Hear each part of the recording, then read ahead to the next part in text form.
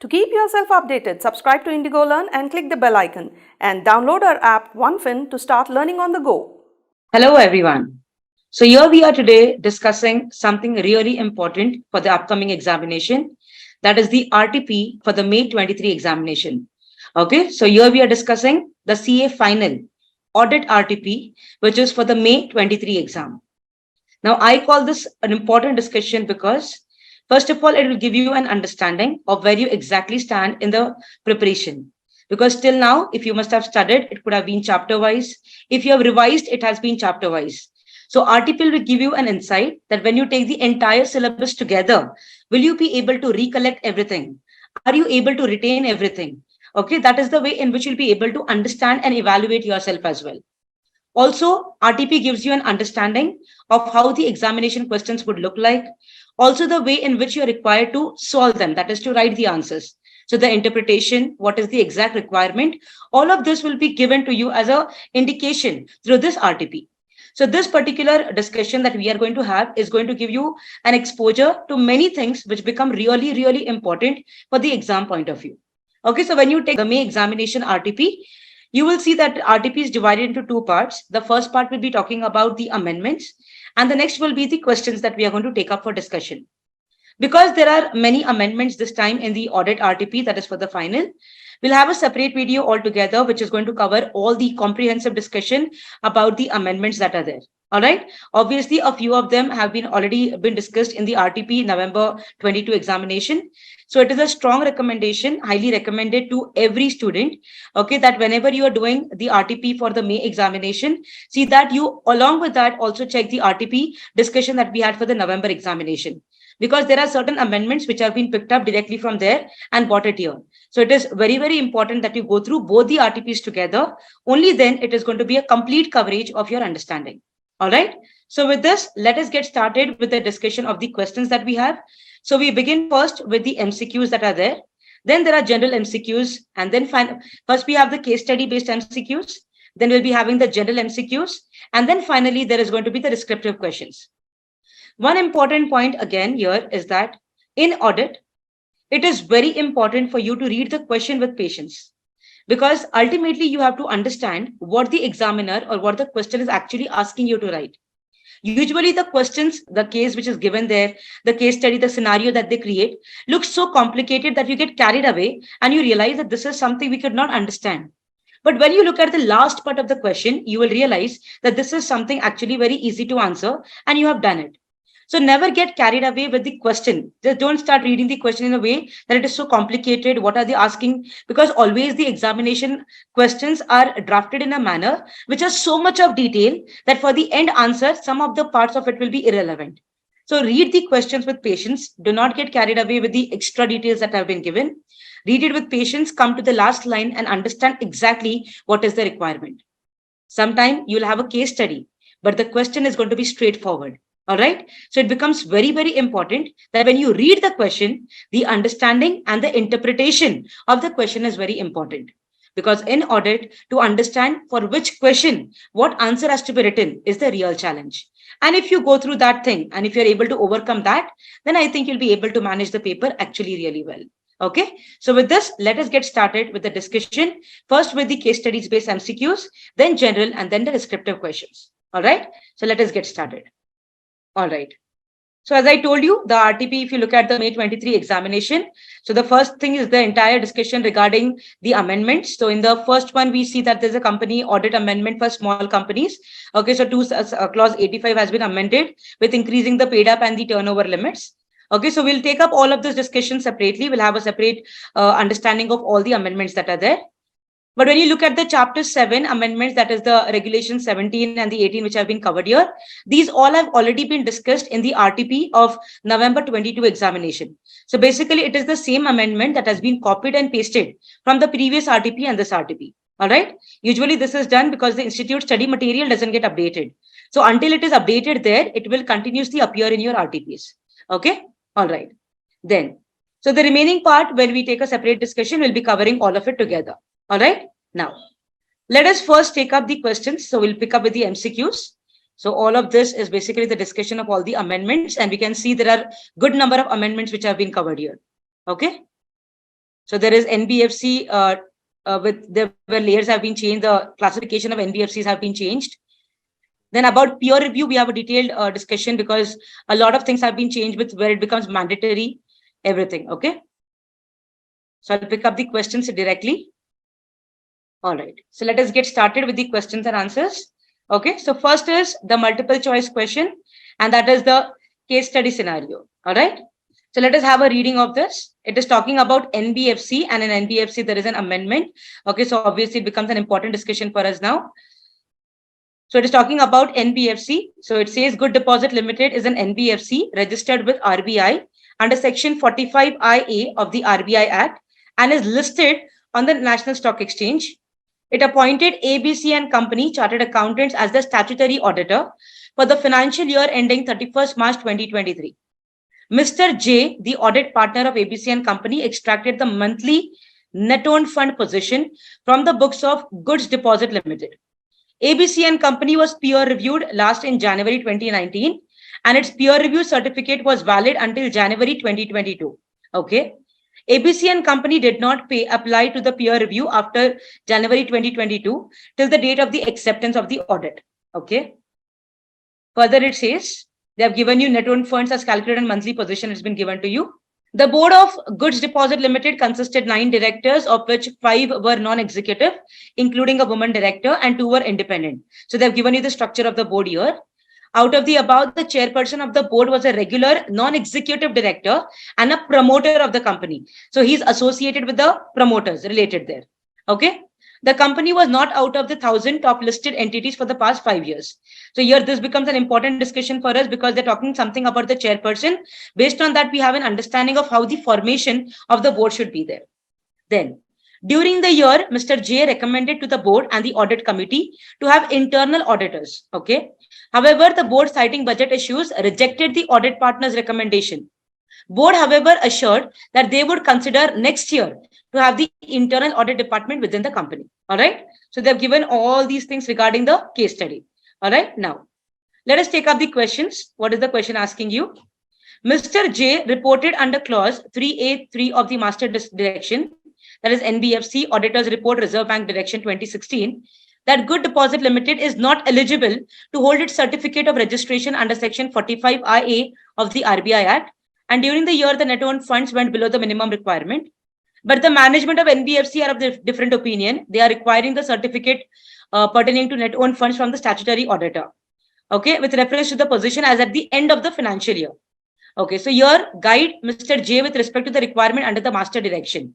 This thing you study directly as a part of the audit of NBFCs, where we know that there is a requirement for you to obtain the certificate from the statutory auditors. And this certificate is with respect to the position which is there at the year end. So it is not depending upon the monthly position, you take it for the yearly. Okay. So here, if you look at it, the options are: every NBFC shall submit a certificate from its statutory auditor that it is eligible to hold a certificate of registration under section 45IA of the RBI Act. And such certificate should be with reference to the position of the company as end of the each financial year, at the end of the financial year. Correct. Okay, so the answer will be obviously A, because you require this kind of position or this kind of certificate for at the end of the financial year. So if you look at all the other options, definitely there's going to be something wrong in it where they would say each month and all, or sometimes they could say not required. So no, the answer here would be you look into the position taking as the year together. Okay, so the company will take the management's contention here will be correct because they'll take the certificate from the statutory auditors, which will be with respect to the position at the end of the year. Okay, then moving to the next one, Mr. J was of the opinion that the composition of the company's board of directors is not in compliance with the SEBI listing, that is LODR regulations 2015. Kindly guide the management with respect to the provision which is not complied by the management specified in regulation 17. Okay, so here they're talking about regulation 17, where you're going to talk about the composition of the board here. Here you have to understand that they have spoken about something which says non-executive. Okay, regular chairman is there. Okay, so regular non-executive chairman, and he's also a promoter. So he's associated with the promoter. So there we know what is the composition requirement, that 50% of them have to be independent. Okay, so that is very important. So here you have to pick up where the regular non-executive chairperson is a promoter of the listed entity. Yes, it is listed on the National Stock Exchange. or is related to any promoter or person occupying management position at a level of the board of directors or at one below the board of directors, at least half of the board of the listed entity shall consist of independent directors. So first option itself is correct. Okay. So here very clearly they're telling it is listed. It's a non-executive chairman. He's a promoter. Okay. So here obviously it has to be what? At least half of the BOD of the listed entity shall consist of independent directors. Okay. All right. Then moving to the next one. At the time of accepting the audit of Good Deposit Limited, the quality engagement partner objected that ABC and Company does not hold a peer review certificate and hence cannot accept the statutory audit of NBFC. Mr. J was of the opinion that ABC and Company is falling under the level 2 category and hence they are required to get themselves peer reviewed once in 4 years. Kindly guide Mr. J with respect to this. Now, for this, you need to understand that obviously when it comes to peer review, there has been an amendment and now you don't have the classification of level 1 and level 2. Okay, so here you have to look into the category of the peer review. So here it is basically a listed entity, and for listed entity, it is mandatory, okay, that they have to get the peer review done every time at the beginning and the end of the audit. Okay, and it is applicable from 1st of April 2022. So here let us see what is it telling. So let us pick up 1st April where the thing is coming. Okay. So as per the peer review mandate, which is an amendment, okay, as per the peer review mandate, practice units which propose to undertake statutory audits of enterprise whose equity or debt securities are listed in India or abroad as defined by SEBI LODR regulations. For these practice units, there is a prerequisite starting from 1st April 2022, having peer review certificate before undertaking statutory audit engagement. Okay, so it is obviously if you're doing the audit of the listed entity, then it is becoming very important that the practice unit, that is the firm, is required to obtain the peer review certificate compulsorily. And this mandate is applicable from 1st of April 2022. So every year when you take up the audit of the listed entities, this kind of certificate becomes very important. Okay, so this is an amendment, again becomes very important for the examination point of view. Okay, so you don't have the level 1, level 2 category anymore. Then moving on to the next one. Mr. J wants to highlight the matter with respect to the absence of the internal audit function in his audit report under the emphasis of matter paragraph. Okay. However, the management was of the view that the audit partner was not right by disclosing the said matter in his audit report as it was an internal audit matter and the audit team has not identified any material evidence which could impact the opinion of the auditor. Kindly guide Mr. J whether proposed reporting under emphasis of matter paragraph in the audit report is correct or not. Now, first of all, for this, you need to have a proper understanding of SA 706, which talks about EOM paragraph. That you should understand that in the EOM paragraph, you will be writing only about those matters which are already existing in the financial statement, the disclosure which is appropriately given in the financial statement, and which the auditor feels is very important for the users to understand. You never intend to give a modified opinion because of that particular matter, but it is important for the people to understand, for the users to understand. That you put in the EOM paragraph. Now, here they're telling this absence of internal audit function. Okay. Now, this is not something that you are going to write because, first of all, it is not something which is there in the financial statement, not something that is required to be disclosed in the financial statement. So, in the audit report, will you bring it in the EOM paragraph? The answer is no. So, let us pick up here. So, hence, reporting in EOM is correct. This will be rejected upfront. EOM paragraph included in the audit report refers to the matter other than those presented in the financial statement wrong because that is other matter paragraph. Look at the C option. EOM paragraph included in the auditor's report refers to matters appropriately presented or disclosed in the financial statements, correct? And in the auditor's judgment are fundamental to the user's understanding. Hence, reporting under EOM is incorrect. So the answer here definitely is C. Okay, so very clearly the answer will be C. First of all, they have given the correct meaning of the word EOM and they say the auditor cannot report this matter in EOM, so it is incorrect. Okay, so the answer will be C. Moving on to the next one. Kindly guide Mr. J regarding areas where he may need to report the absence of internal audit function. Now, for this, you need to get an understanding about the internal audit function. It is a company. It is a listed entity. So, obviously, your CARO is going to become applicable. So, you should remember properly which clause of the CARO, okay, in CARO, do they allow you to give the reporting of internal audit function? So, obviously, it is the clause 14, where you talk about this kind of deficiency. So, they say, if you look at the first basis for qualification, no, we don't qualify this year. The auditor is required to report the same under clause 18, no.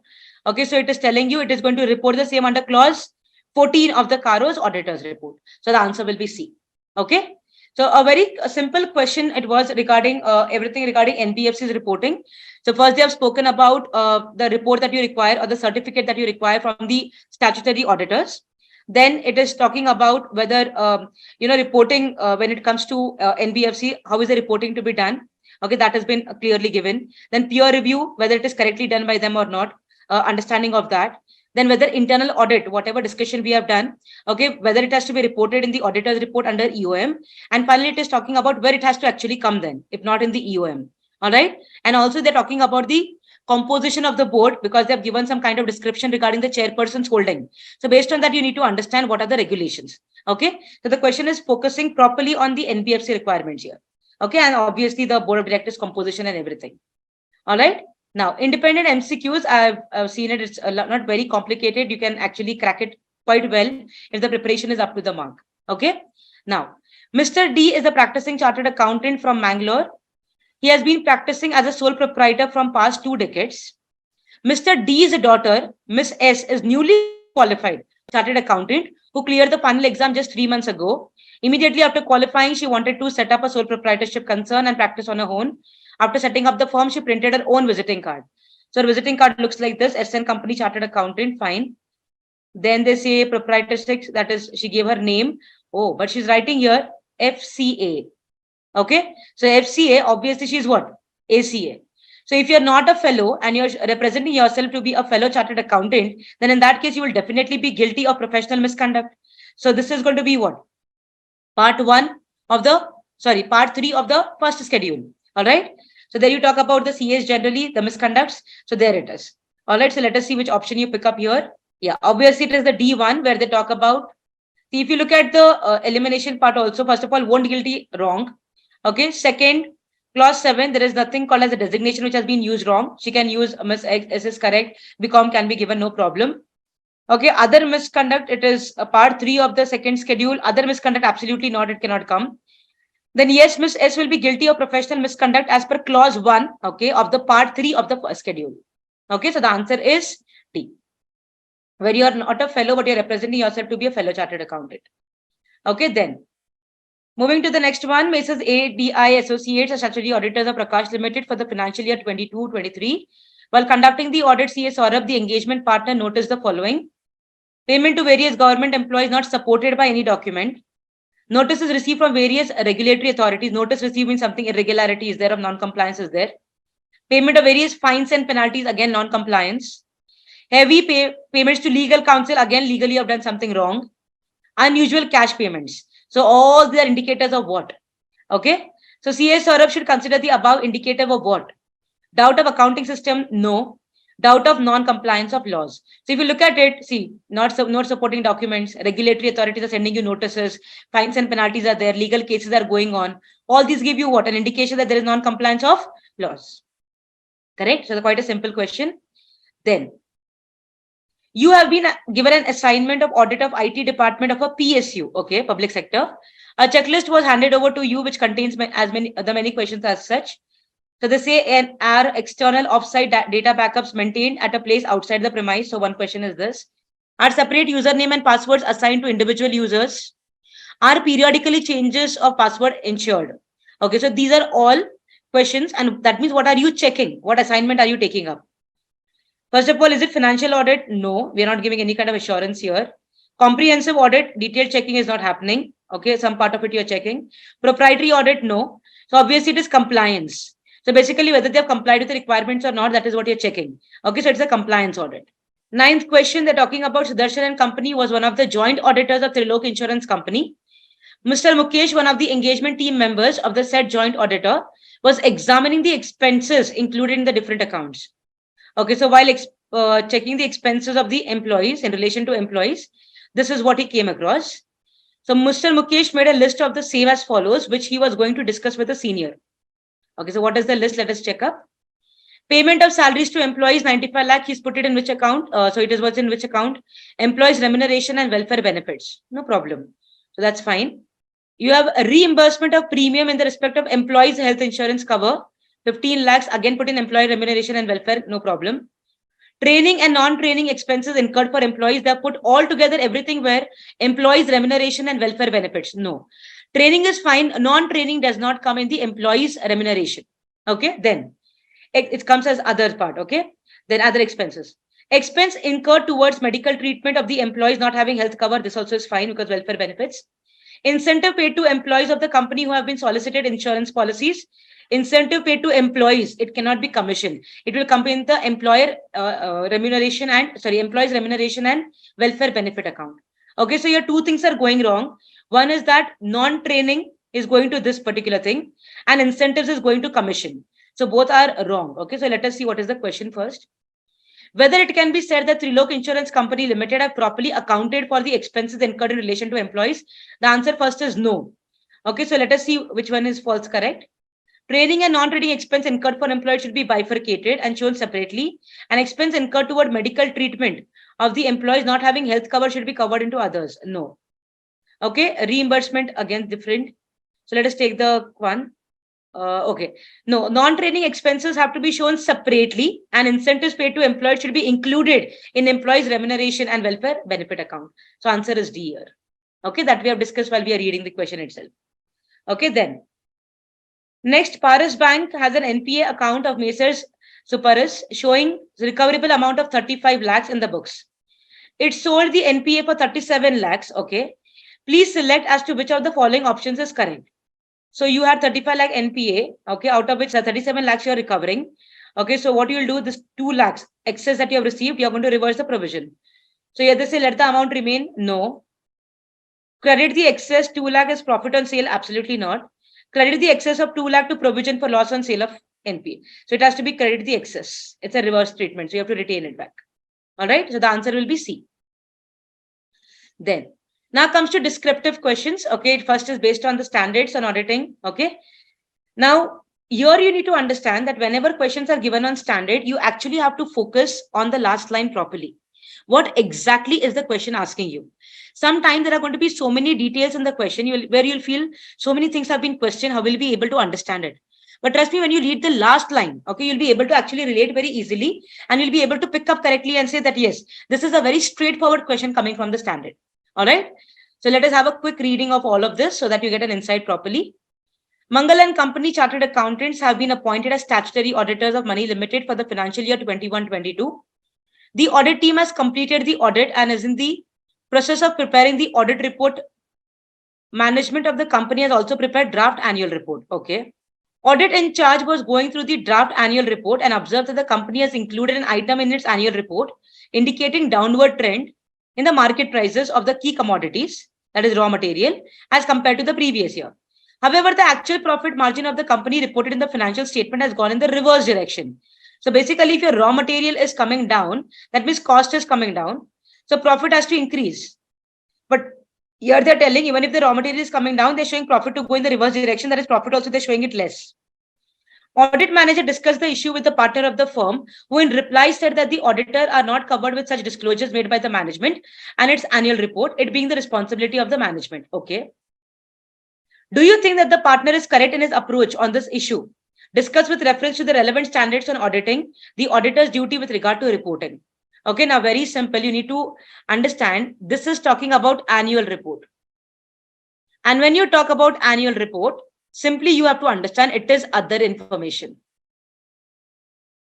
And obviously, this is giving an indication to you directly. It is talking about SA 720. Auditor's responsibility with relation to other information. Correct? So details given in the annual report is nothing but the other information. So don't you think you definitely have a responsibility towards the other information also? Correct? So because of that, you have to give here what will be the auditor's responsibility with relation to the other information. Okay, that is the information that has been appearing in the annual report. So with that, you have to give the reporting responsibilities with respect to SA 720. All right. So you need to pick up and understand the standard correctly. Then CAP is the auditor of Master Data Limited for the year ended 21-22. The company requests the auditor to undertake an exercise involving only verification of trade receivables. Okay. For the half year ending 30th September 2021. The company wants to be satisfied that trade receivables are properly confirmed and reconciled. Okay. In this regard, CAP has to verify the arithmetical accuracy of the trade receivables, obtain confirmation, and ensure verification of proper reconciliation with the confirmation. He is in the dilemma as to whether he can give a report providing assurance of the company in this respect. Guide CAP with reasoning. Assume the above exercise can be undertaken and there is no legal bar. All right. So here they're telling you have been appointed only for the purpose of this verification of trade receivables. Okay. So basically this is a related service that you're providing and it is on agreed upon procedures. Okay. So understanding here is quite simple, that it is going to be a limited engagement where you can actually give up only a certificate. Okay, it is not going to be an assurance engagement because that kind of detailed checking you're not doing, and it is not going to provide you a reasonable assurance, or you'll be able to give a point of assurance on that. So obviously assurance cannot be provided. It is going to be a limited assurance. Okay, so that is based on the agreed upon procedures here. Very clearly have been given to check only trade receivables. Correct. So because of that, here definitely the auditor will not be able to give assurance. Okay, he'll be able to give only what? Limited assurance. So because it is agreed upon procedure, a related service, and because of that, a certificate can be issued regarding the verification of the trade receivables. Okay, you cannot give an assurance report on the same. And here the last part they're telling, assume that there is no legal bar. So do not start thinking about section 144 about the prohibited services which are given in the Companies Act and say we cannot take up these kind of services and all that. They are telling you only think in the perspective that you have got the legally you are allowed to perform this engagement, and because of which are you allowed to give an assurance report only by checking the part of the trade receivables. Okay, so here the answer would be no. It is a limited assurance. It's an agreed upon procedure wherein you will be able to give only a certificate with respect to the verification. Assurance cannot be provided. All right, so that's a quite simple thing to be taken here. Some questions have been really well drafted. Okay, for this RTP, they are interesting also. So for that, your knowledge has to be really conceptually very strong. Okay, moving on to the next one.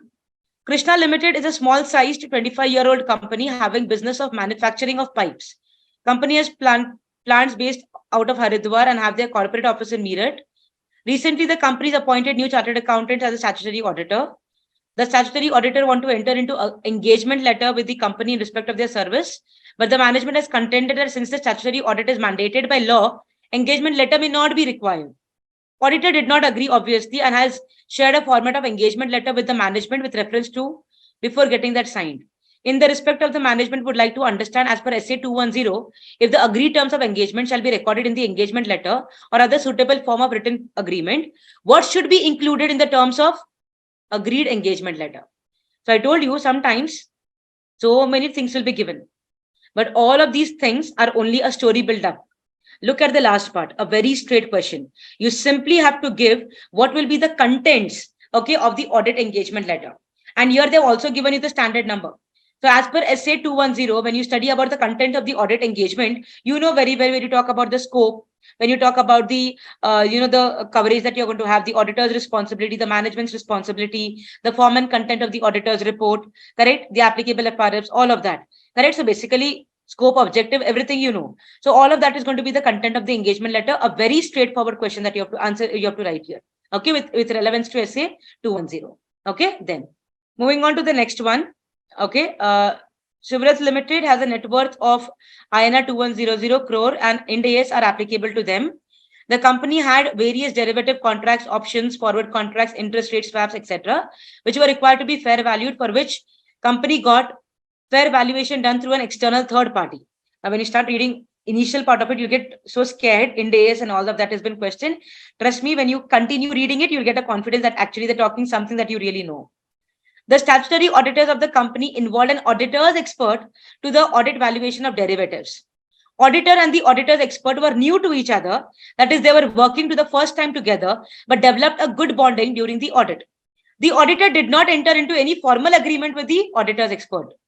Please advise. Now, this obviously you should understand it is SA 620 using the work of auditor's expert. So there we study as a very important part that you have to enter into agreement with the auditor's expert. So with the expert, you have to enter into agreement that will be very clearly defining his scope of work, nature of his work. Okay, so what is the work which we are allocating to him, on what we are requiring his advice. Also talk about the confidentiality requirements and all.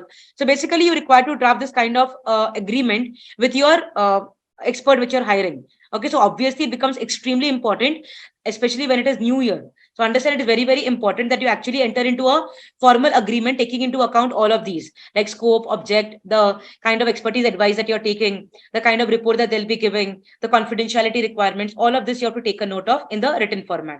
So it is mandated by SA 620. Okay, then next one. This is quite simple question and straightforward. Okay. During the course of audit of Treasure Limited, CA Gautam is concerned with the quality and effectiveness of internal control. Towards achieving his objective, he wants to assess the control environment, obviously. Guide CA Gautam with a well-defined set of standard operating procedure. So when you go up to this topic and see risk assessment, internal control, you will see there is a straight question appearing on the standard operating procedure. So you'll be able to get the answer quite easily. Okay. You may not be able to recollect quickly because you must have not revised it. But if you have revised, definitely you'll be able to pick up very quickly. Okay. Then auditors are required to obtain an understanding of internal control relevant to the audit when identifying and assessing the effectiveness of the risk of material misstatement. During the audit of Acharya Limited, you observe that significant deficiency existed in the internal control system and you want to ascertain the same. Elucidate the various indicators of significant deficiencies which will help you in assessing efficiency of internal control system of the organization. So this is regarding again SA 265 where you talk about communicating the significant deficiencies with management TCWG. So there you understand which deficiencies are considered to be significant. So the question is all about that. So you have to give those kind of significant, the indicators of significant deficiencies. Correct? So these two questions are quite straightforward, not complicated. So if you have the proper learning of this, basically this is SA 315 and this will be from SA 265. If you have a proper understanding of this, both these questions are quite understandable. Okay, there'll not be a difficulty. Then special aspects in auditing. This is automated environment. So again, they have given you all regarding the details of the background of how the business is. Okay, basically it's an automated environment. Let us see the question directly. CA Sheetal in his audit has used a data analytical method known as the computer assisted audit technique. Obviously, we know data analytic tool is one of the methods is computer assisted audit techniques, CAT, which we call. Give illustrations of suggested approach to get the benefit from the use of CAT. So approach is nothing but you need to understand the environment, the architecture. Then based on that, have the planning properly done. Okay, then you have to actually do the audit in a structured manner.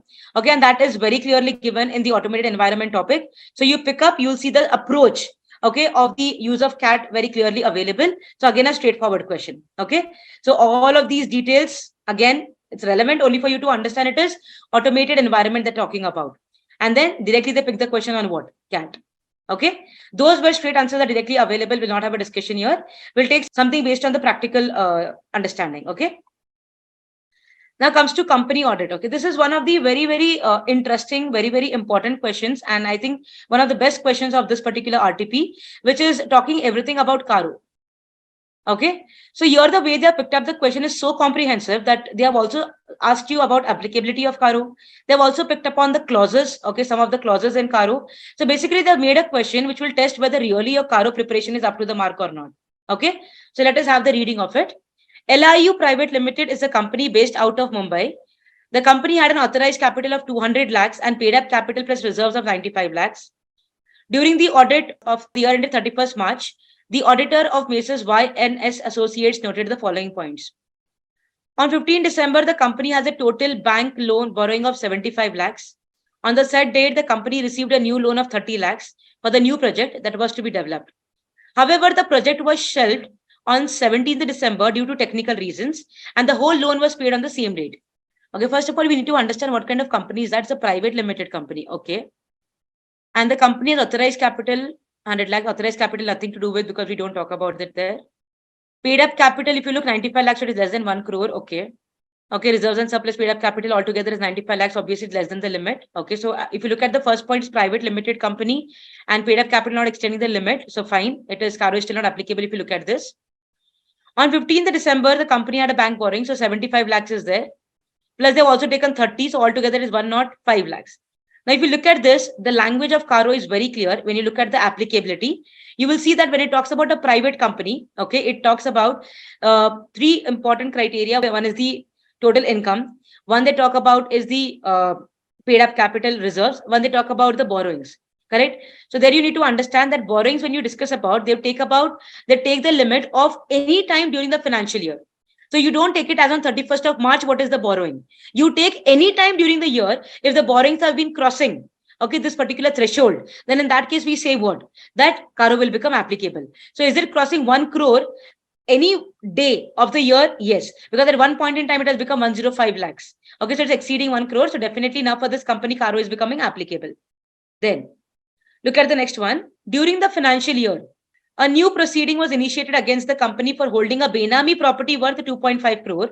However, the company's legal team had advised that the case would not withstand the law and would be dismissed during the hearing in April of the next financial year. Okay, so it is talking about what? Let's pick up one by one. Okay, so the easier for solving it.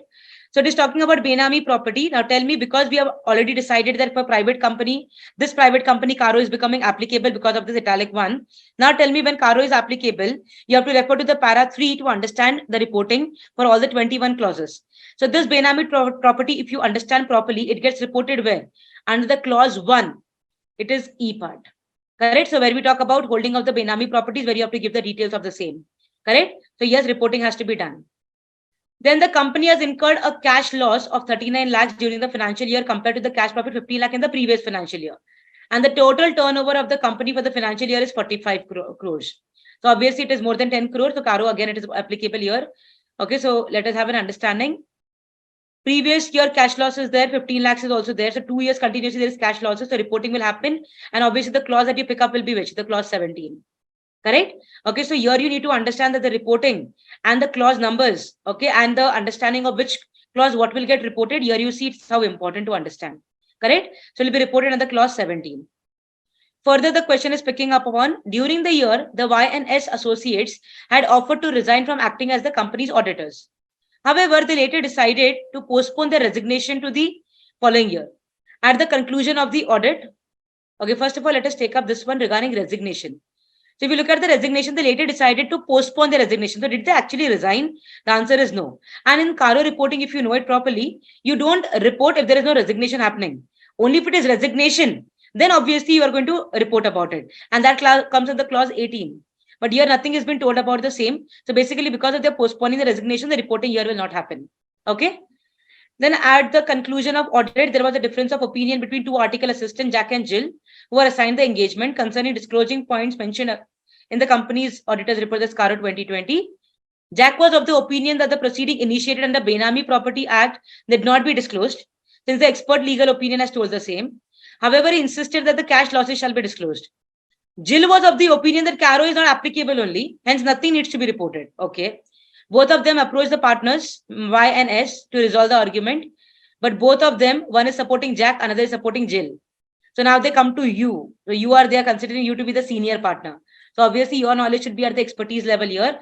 So you being the senior partner now, you have to give a proper understanding. So obviously we have already discussed for this company, if you look at the threshold, yes, Caro is going to be applicable. So because of that, about the Benami property, will you report? Yes. Regarding cash losses, will you report? Yes. Resignation of the auditors, because it has not happened, you are not going to report. So as a senior partner, you have to give the proper understanding of the same. Okay. So if you look at it in one question, they have tested you so well regarding so many aspects regarding Caro.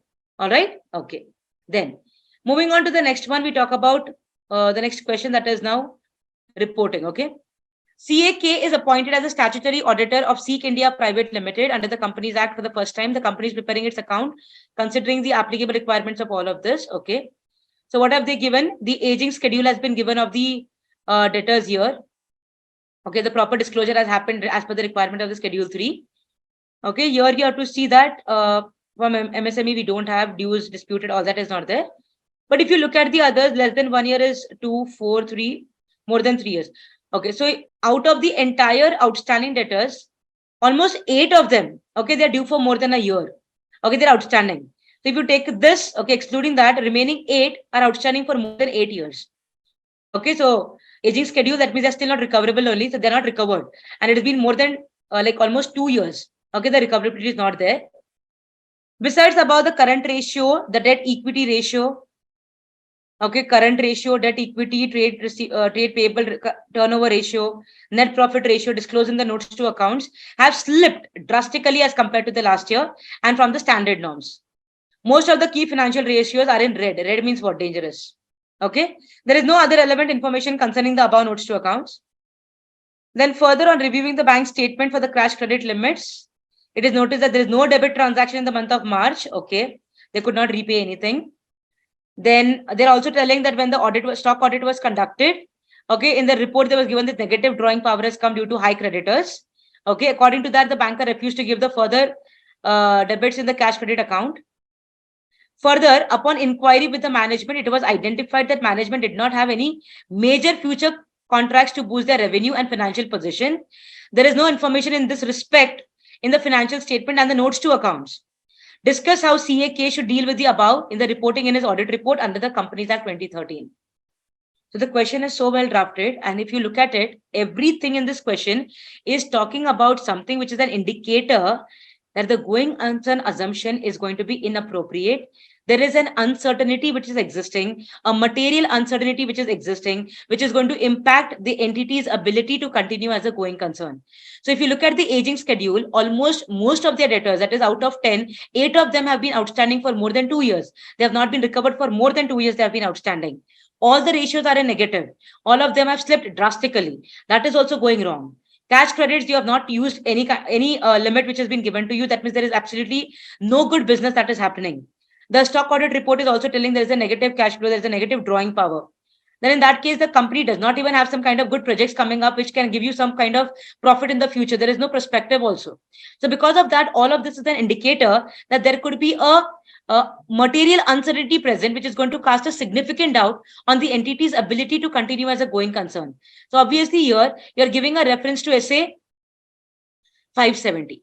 But then understand properly, here they are telling there is no information in respect in the financial statement and notes to accounts. So in 570, what we study about the reporting, if suppose there is a material uncertainty existing, and about this, if the management has properly disclosed, properly accounted for it correctly, disclosure has been given about the same in the financial statement notes to accounts, then in that case, obviously, auditor will give a true and fair view. But about that, he can definitely talk about the material uncertainties in the going concern paragraph, which has been there. But here they're telling that about these kind of situations, the management has absolutely not disclosed in the financial statement and notes to account. So obviously, this is a very valid reason for auditor to modify his opinion. Correct? So here, the auditor looking at the situation, he will definitely say there is a material uncertainty. And because this would be a good reason for him to give a modified opinion. So depend upon your understanding, depending upon the, the assumption of the auditor or the understanding of the auditor, he'll decide about the modification, whether it is adverse, whether it is qualified. So basically, when such kind of situation is there, we'll end up giving an adverse opinion only. All right. So this is the way you're going to report. And obviously modified means as per SA 705. Okay, then. Moving on to the next one, CA Bharat has been appointed as the statutory auditor of Rishabh Limited for the financial year 21-22. The company, while preparing financial statements for the year under audit, has also have one additional profit and loss account that disclose specific items of expenditure, including the same as an appendix to the financial statements. CA Bharat has not been able to understand this as the additional profit and loss account is not covered under the applicable financial reporting framework. Guide him as to how he should deal with this issue while reporting on the financial statements. Okay, now this is very simple. You need to pick up the standard correctly here.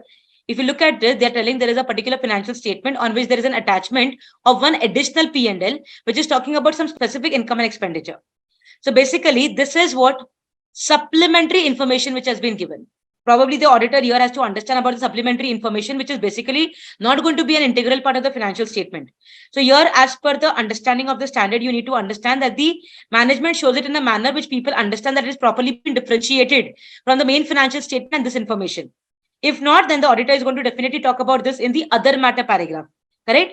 So all of this you discuss as a part of SA 700, where they have given the auditor's responsibility with regard to supplementary information. Correct? All right. Then, audit of consolidated financial statement. This question is very simple. Okay, they have told you about a consolidated audit that you're performing, that is CFS audit you're doing. So here directly you can come to the last point. State the procedure to be followed by CA Vishwat in respect of completeness of this information. Okay, so the question is very straightforward. When you do the audit of CFS, you will come across this particular question or a particular study where we look into previous working paper, obtain the requirement from the management, list of the management. Okay, you take the confirmations and everything. So basically, this is a question straightforward given in the material. Okay, so how to understand whether all the components are being included in the CFS or not. For this, whether data is complete or not, no component is omitted and all of that. For that, you need to ensure there is a completeness of the information provided to you. So for that, what is the procedure? A straight question. So quite easily answerable. Okay, then. Audit of bank, a very interesting question in the audit of banks. Okay, a very beautifully drafted question. BOT Limited is enjoying cash credit facility sanctioned from Nariman Point Mumbai branch of KNB Bank for 250 crore. So here know what they're telling. There is one main head office. Okay. This particular head office is where in the Nariman Point, Mumbai, and they have got a sanction of 250 crore from the KNB Bank. Okay. Then, however, for practical consideration, various sublimits have been fixed for the borrower company for operation in Solapur, Pune, Nasik branches of the same bank. So maybe this particular company has been widespread and they have branches in Solapur, Pune, Nasik and all. So those respective branches of KNB Bank has been sublimit has been given. Sublimit has been out of 250. They could have done like 200 is given in the main area, that is Mumbai. Then maybe out of that 10, okay, must be in Solapur branch. Then 20 will be in other and then 20 will be other. Okay, so they've given cash credit facilities like that. They've given sublimits also. The manager of the Solapur branch notices that there are no credit transactions in the sub-limit account being operated at the Solapur branch for more than 90 days as on 31st March 2022. Discuss the approach of CA Muni, statutory branch auditor of Nariman Point branch, Mumbai of KNB Bank, in the matter of asset classification of the above borrower account. Also discuss the consideration for classifying the said account at the Solapur branch. Very interesting. Okay, this question is. So here you need to understand how will you classify this? Are you going to classify it as a performing asset? Are you going to classify it as non-performing asset?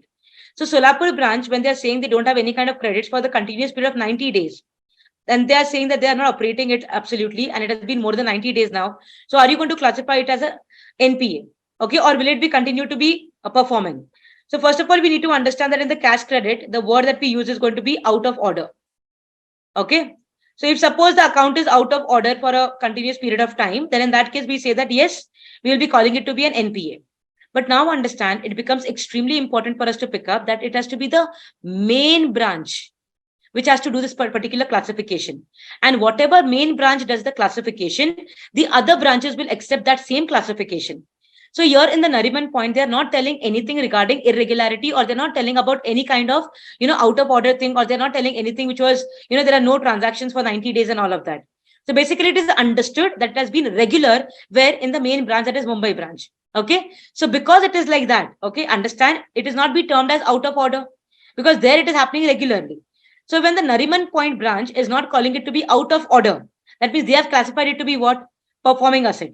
So whatever classification has been given by the main branch, the same classification will be taken by all the sub branches also. That means all the branches also. So whatever is the Nariman Point's classification, the same classification will be adopted by Solapur, Pune, Nasik. It is going to be borrower wise. Okay. So if the main branch is going to keep it as a performing asset, all of them will keep it performing. If it keeps it non-performing, all of them also will keep it non-performing. All right. So it will be the proper decision taken by whom? The main branch which has extended the credit facility. Okay, the sublimits and all is only for the operational requirement. It is not for different classification. So the classification will definitely happen only with respect to the main branch. All right. So all of this information is irrelevant. Okay, that no credit has happened in the Solapur branch and all. No, it will purely be dependent upon what is the main branch giving it a classification. Okay, then. Audit of fiscal law. This is quite simple. It is talking about obviously tax audit. Okay, here they're talking about the duty drawback, and also it is about duty drawback has not been credited to statement of P&L. So here definitely as per the from 3CD, you are going to report as per 16B, the clause 16B. So a very simple question, not a help required absolutely. So if you have finished the studying of the clauses, okay, the tax audit, then in that case, the reporting there, you'll be able to pick up very easily about the duty drawback requirements. Okay, the clause 16B talks about it. Now, PSU, here the question have been very simple. Okay. So here they say that there has been a company which was wholly owned by central government. So 100% stake is of central government, but some part of it has got disinvested during the year because of which now 40% has gone to the public. So even then, how much is held by the central government? 60%. Now, you know what is the government company definition? Government company, we say not less than 51% of the paid up capital is held either by central, state or jointly by central or state government. Correct? Now here, even if 40% is held by the public, still 60% comes under whom? The government. So don't you think this particular company, Siddha Limited, still continues to be a government company? Yes. Now look at the last point. Here they say that Mahavir, the FM, the finance manager of the company, is of the opinion that now the company is subject to stringent control by BSE. Here they're telling the companies got listed on BSE. Okay. Now, and the markets, therefore, the auditing requirements of the limited company in the private sector and the Companies Act 2013 would be applicable to the company, and CAG will not play any role. Understand? 60% is still with whom? Central government. So Siddha Limited is still what? Government company. And if it is a government company, entire audit requirements come under whom? CAG. So the contention of FM here is absolutely wrong. So this was very simple question. Okay. Then next one, 22.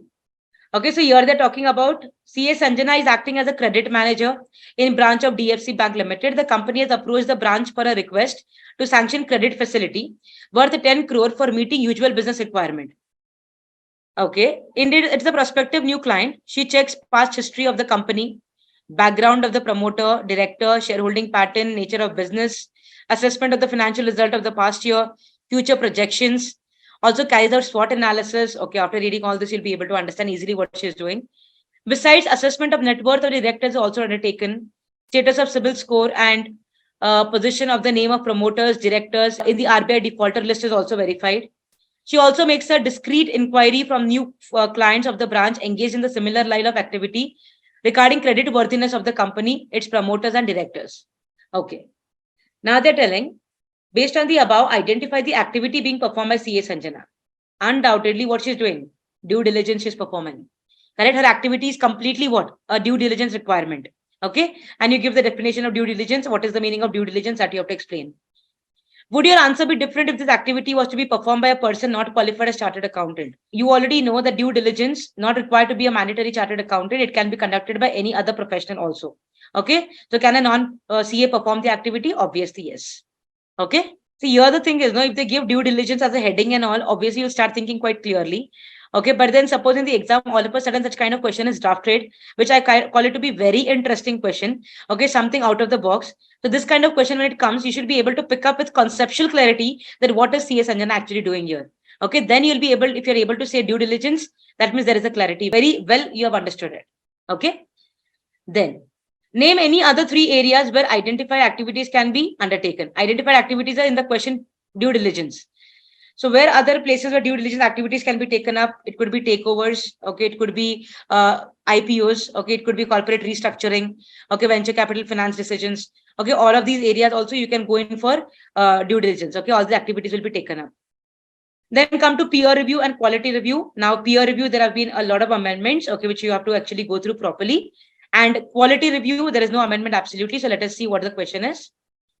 Secretarial staff is of the quality review board. So the question is on the quality review. Is in the process of preparing a panel for submission to the board to enable it to initiate reviews of the quality of the audit service provided by members of ICAI. The draft panel has been prepared by Mr. P, a junior staff in the QRB Secretariat, and it has moved up in the hierarchy for vetting by a senior staff, Mr. R, before putting up. Okay, all this is extra details given to you. So what have they given? The draft panel contains the following. So name of the entity, they are all the entities picked up for quality review. So you have these companies, they are whether they're listed, unlisted, which sector are they operating, what is their paid up capital, annual turnover, outstanding loan, name of the audit firm. Okay, that means these audit firms have conducted the audit year. Figures are of the immediately preceding financial year are in crores. Okay. Is this conclusion of the names of audit firm of the corresponding entities in the draft panel to be put before QRB appropriate? Guide Mr. R. Now you need to pick up here very carefully. See, understand earlier it was only ICAI which was having complete control over the quality review. Okay, this entire peer review, quality review was completely under ICAI. But now because of the establishment of NFRA, okay, there are certain categories of companies, okay, which directly fall under the purview of NFRA, which you study as a part of section 132.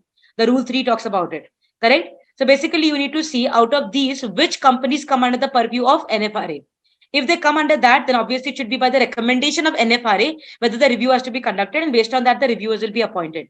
Okay, if they don't come under this particular rule, then obviously it will be done by whom? Directly taken up by the recommendation of ICAI. So here let us see, first of all, if you look at the rule 3 requirements, you need to require and remember the thresholds properly. Okay, let us see directly here. XYZ Limited, unlisted, okay, fine. Education is not covered, paid up, fine. Okay, annual turnover is crossing 1,000 crore. Okay, so obviously it comes under what? NFRA. Then PQR Limited is listed undoubtedly NFRA. Then X Insurance Limited, depending upon the nature also we have studied, it comes under NFRA. Then AAZ Limited, it is unlisted, manufacturing. Okay, all these are below the threshold. So basically this can be directly picked up by what? The panel, ICA can directly review it. Okay, the quality review.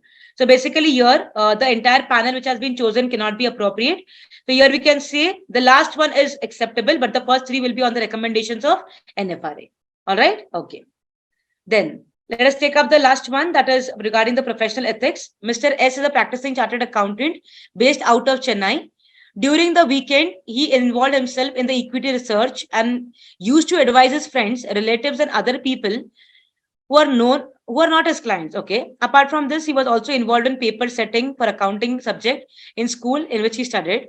He also owned agricultural land and was doing agricultural during his free time. During the year 2021, heavy losses were incurred in the agricultural activity due to natural calamity and the misfortune, and he lost almost all of his wealth and became undischarged insolvent. After a few court hearings, finally in 2023, he was declared discharged insolvent and obtained certificate from the court stating his insolvency was caused by misfortune without any misconduct on his part. You are required to comment on the above situation with reference to the Chartered Accountants Act 1949 and the schedules thereto, especially from the point of view of Section 8, entry of name of the register. Now, very interesting question. Here they've asked you so many things together. First of all, see, you need to understand the decisions of the Ethical Standard Board. And that is the reason when you do professional ethics, we focus and say that, yes, the recent decisions taken by the Ethical Standard Board you have to take up, because questions can actually come up. There we have understood very clearly that you cannot publish any kind of report, you cannot publish any kind of data regarding all these kind of services, equity research and all.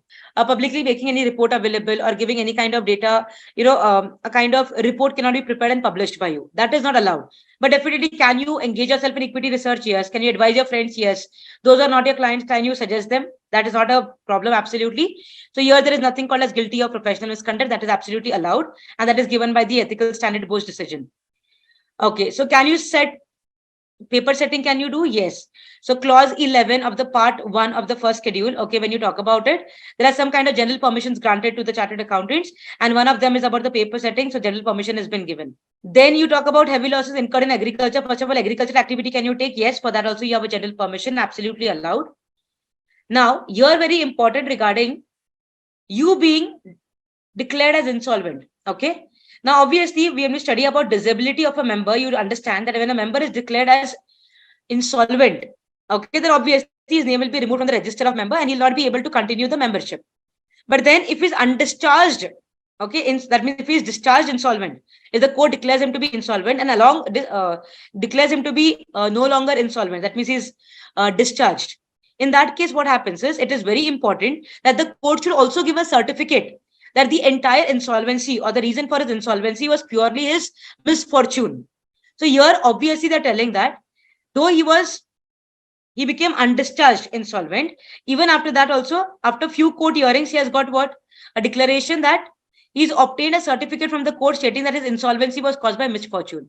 Now, because both the conditions have been satisfied, that he has been declared discharged insolvent, along with that, he's also got this certificate. So in that case, do you think he'll be allowed to have his name entered in the register of members again? The answer is yes. Okay, so his name will be brought back in the register of members. So if you look at it, the first point is telling that he's allowed. There's no problem, absolutely. Second, general permission granted. Fourth, also general permission granted to carry on agricultural activity. Then your disability will be if you're declared as insolvent. Okay, and even if you're declared as insolvent, in that case, if suppose a certificate comes that the only reason was for the misfortune, okay, because of your destiny, you have got that, then in that case also your name will not be removed. Correct?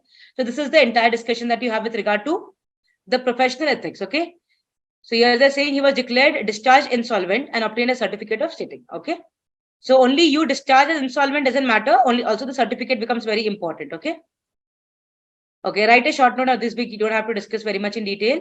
So categorization of NBFC, again, an amendment part. So when you go through the amendment lecture, you'll be able to get the understanding of this very easily. Okay. Where you have the base level layer, the middle layer, top layer and all. Then you have role of risk management committee. This you have to pick up from the RTP, November 22. Okay, important discussion that time because it was taken as a part of amendment there. Then qualities of the operational auditor. This is state questions. Okay, so if you look at the suggested answers, there are a few answers which I really want you to go through. So these are the easy ones that we picked up. 720 we picked up correctly. Then we also understood regarding related service. There are agreed upon procedures. Correct. So on that you really cannot provide assurance. They're not attestation services. Okay, so you cannot give a report providing assurance for such service. You can only issue a factual report. Correct? Then Essay 210, obviously, what are the contents? This we have discussed in detail. 620, what are the things that you write in the report of expert and the auditor? Then standard operating procedures are quite easy, straight question it is. Then 265, communicating the deficiency in internal control. Okay, here you have to understand what are significant deficiencies by understanding the control environment. So this also you have to have a good reading of it. Okay, then data analytics. Okay, CAT. Okay, again a straight question. If you look at the answer given in suggested answers for Caro, I think all this is too much detail given, not required to be given so much in the exam as a part of answer. When the question is speaking strictly about private companies, you give the answer only about thresholds of the private companies. So you can see here 1 crore, 1 crore, 10 crore, all these limits have been given. So based on that, we have taken up the answer. Okay, so here we have clearly understood regarding Caro requirement, whether applicable or not. The answer is yes, Caro will be applicable. Okay, then Benami property, obviously I told you have to report as per the clause 1E. Okay, then 17 Caro, yes. 18 don't have to report. Okay, so here they're telling there's no reporting requirement for resignation. Correct? Then all this going concern. So you can see we ended up the answer correctly saying that first of all we gave 570 reference going concern correct. We also spoke about 705 modification to be done.